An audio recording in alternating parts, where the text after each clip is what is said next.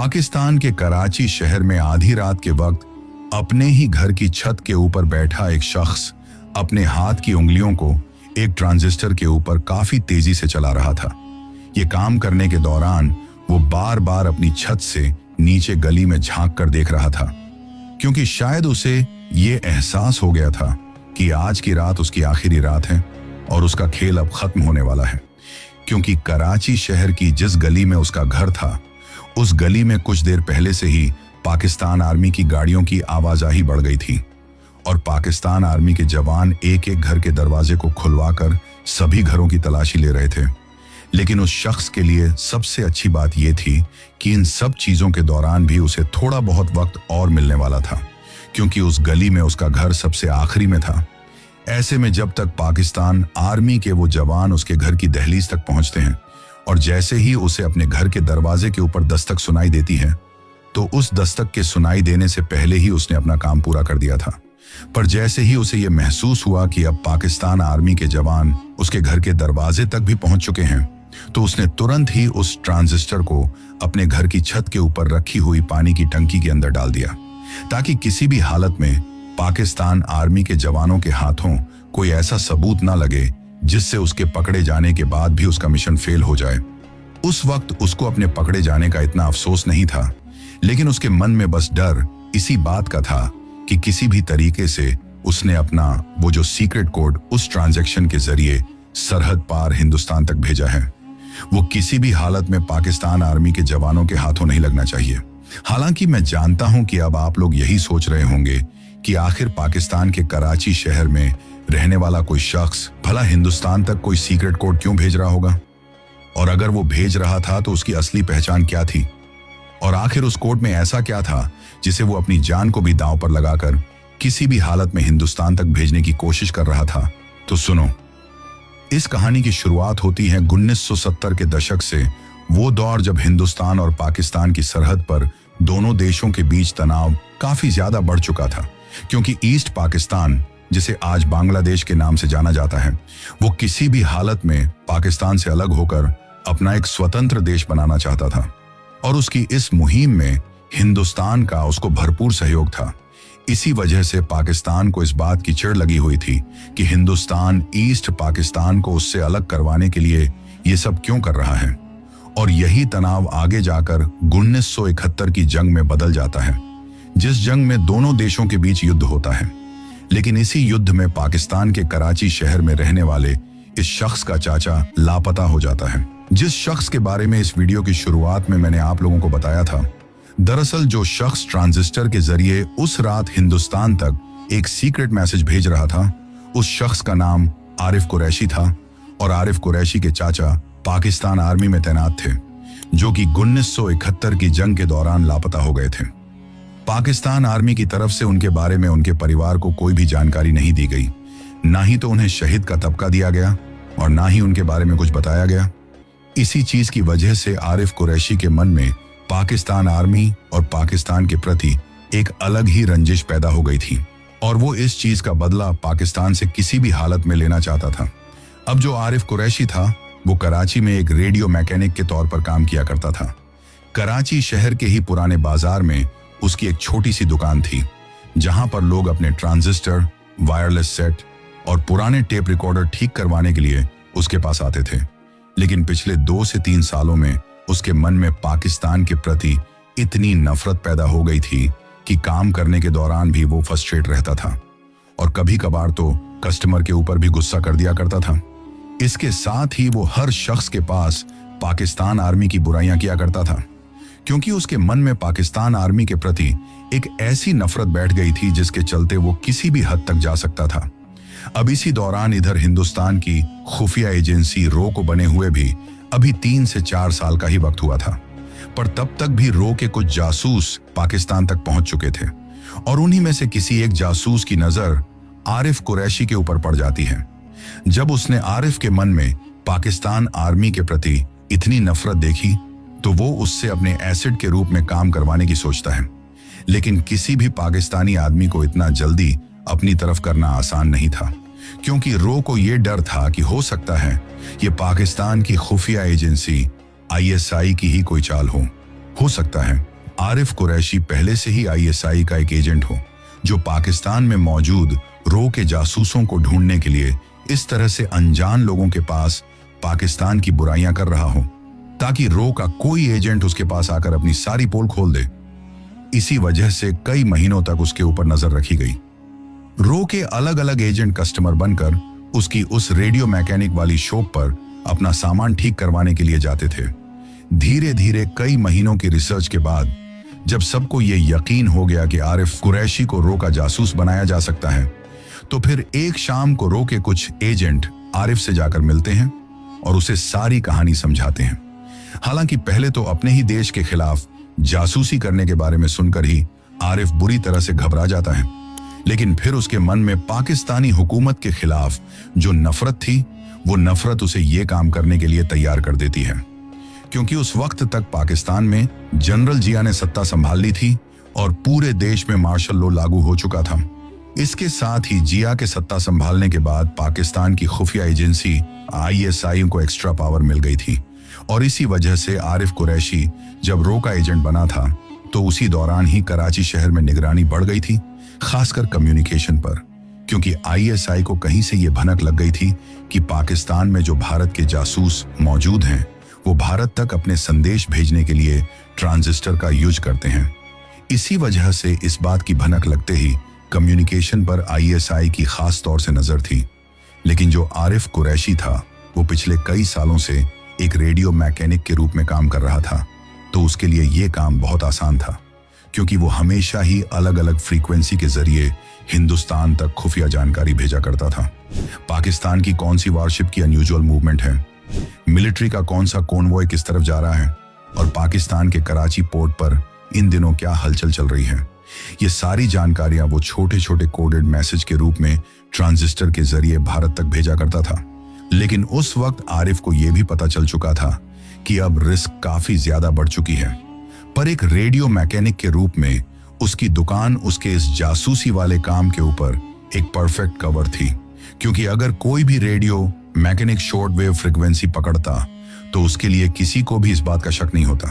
क्योंकि उसका काम ही रेडियो फ्रीक्वेंसियों के साथ छेड़छाड़ करना था। पर एक दिन घर जाने के बाद उसे एक ऐसी खबर सुनने को मिलती है जिसे सुनकर उसके पैरों तले से जमीन खिसक गई थी। दरअसल उसका छोटा भाई इमरान कुरैशी आईएसआई में भर्ती हो गया था। इमरान शुरू से ही पढ़ाई में तेज था और उसके मन में अपने वतन के प्रति काफी जोश भरा हुआ था। जनरल जिया के द्वारा मार्शल लॉ लगाने के बाद जब आईएसआई में रिक्वायरमेंट बढ़ी, तो उस वक्त उसने भी अप्लाई कर दिया था और कुछ ही दिनों बाद वो आईएसआई में भर्ती हो गया था। हालांकि घर वालों को इस बात का गर्व था और आरिफ भी बाहर से खुश होने का ढोंग कर रहा था, लेकिन अंदर ही अंदर उसे समझ में आ गया था कि अब उसका हर कदम खतरे में है। क्योंकि अब तक तो उसे बाहर की दुनिया से ही खतरा था, लेकिन अब खतरा उसके खुद के घर के अंदर आ चुका था। पर कहीं ना कहीं यही चीज उसके लिए मददगार भी साबित हुई, क्योंकि ट्रेनिंग के बाद उसके भाई की पोस्टिंग कराची पोर्ट के ऊपर ही हो गई थी। ऐसे में उसे कुछ जानकारियां ऐसी थी जो बड़ी ही आसानी से मिल सकती थी,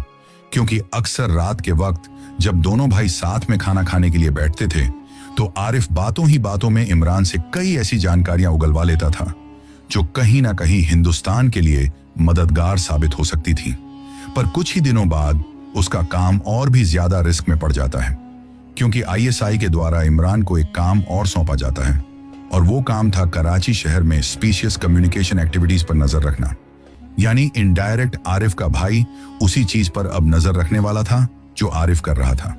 कई बार जब इमरान रात के वक्त ऑफिस से घर लौटता था, तो उसके हाथों में पाकिस्तान की खुफिया एजेंसी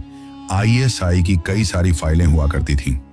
उन फाइलों को देखकर आरिफ इसी ताक में रहता था कि किसी भी तरीके से उन फाइलों में क्या है वो उसकी नजरों के सामने आ सके। और इस चीज के लिए आरिफ ने एक दो बार इमरान के दूध में नींद की गोलियां भी मिलाई थी,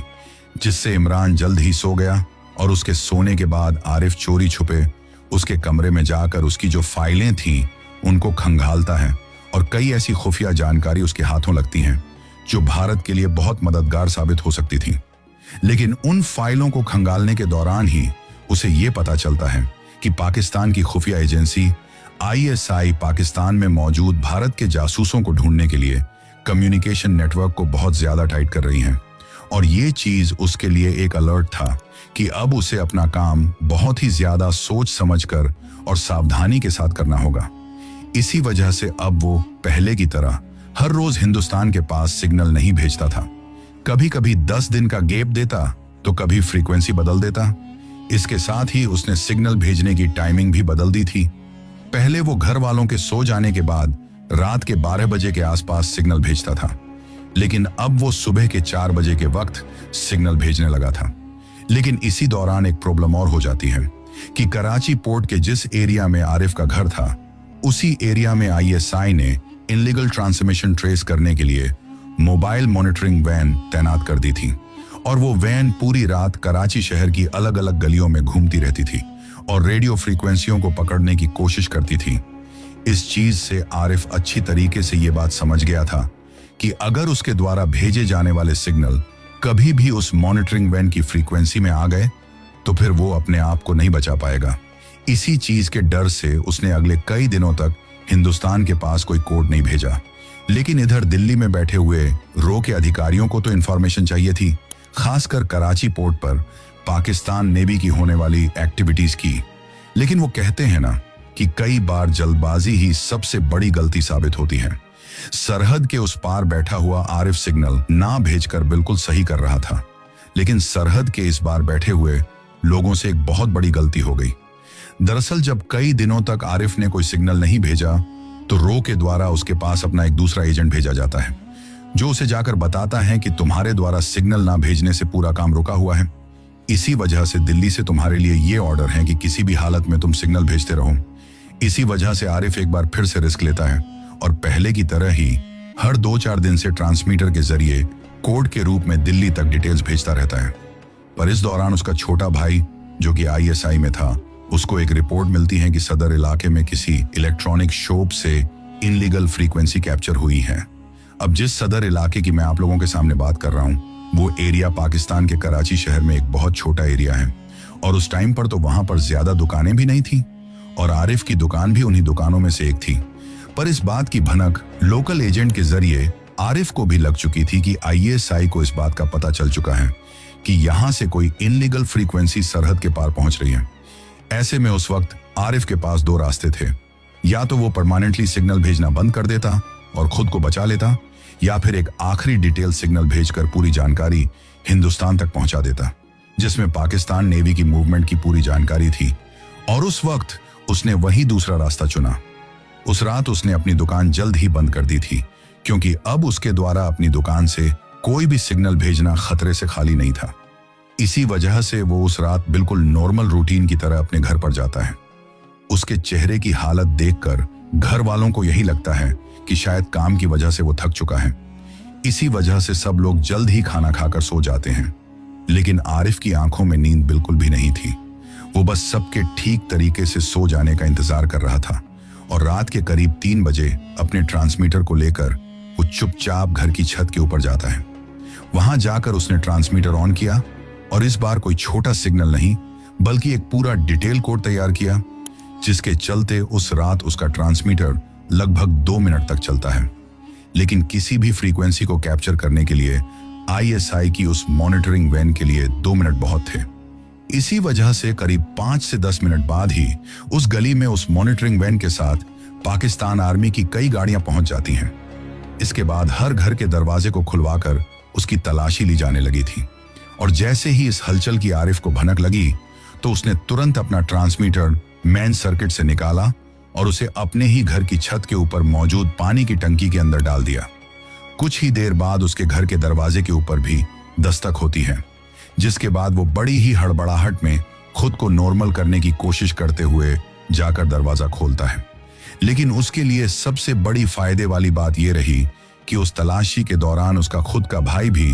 पाकिस्तान आर्मी के जवानों के साथ मौजूद था,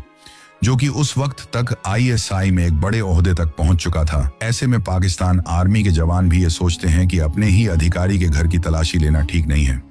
इसी वजह से उस रात तो वो बच जाता है। धीरे धीरे उसका भाई इमरान पाकिस्तान की खुफिया एजेंसी आईएसआई में बहुत बड़ी पोस्ट पर पहुंच जाता है, लेकिन उसे कभी भी ये पता नहीं चलता है कि उसके खुद के ही घर से हिंदुस्तान तक खुफिया जानकारी पहुंचाई जा रही थी। आज भी आरिफ कुरैशी कराची की उसी दुकान में एक बुजुर्ग रेडियो मैकेनिक के रूप में जाना जाता है। लेकिन इतने साल बीत जाने के बाद भी किसी को भी ये नहीं पता कि कभी उसी रेडियो मैकेनिक दुकान से सरहद के उस पार मैसेज जाते थे, और शायद इस वक्त तक तो उसके भाई का ओहदा ISI में बहुत ऊपर तक जा चुका होगा, जिसके चलते घर में रहने के दौरान कई ऐसी खुफिया जानकारियां होती होंगी जो उसको पता रहती हैं। हालांकि हो सकता है कि आरिफ कुरैशी अब भी इन सब चीजों में एक्टिव हो और अब तक तो उसके भाई की ISI में बहुत पहुंच बन चुकी होगी, तो कुछ बहुत इंपॉर्टेंट इंफॉर्मेशन वो निकाल सकता है। लेकिन इन सब बातों की हम या हमारा चैनल पुष्टि नहीं करता। ये वीडियो केवल इतिहास और सार्वजनिक रूप से उपलब्ध रिपोर्ट्स पर आधारित एक डॉक्यूमेंट्री शैली की प्रस्तुति है। इसमें किसी भी प्रकार की गोपनीय या संवेदनशील सैन्य जानकारी साझा करने का उद्देश्य नहीं है। यदि किसी जानकारी में त्रुटि हो तो कृपया हमें बताएं, हम उसे सुधारने के लिए तैयार हैं।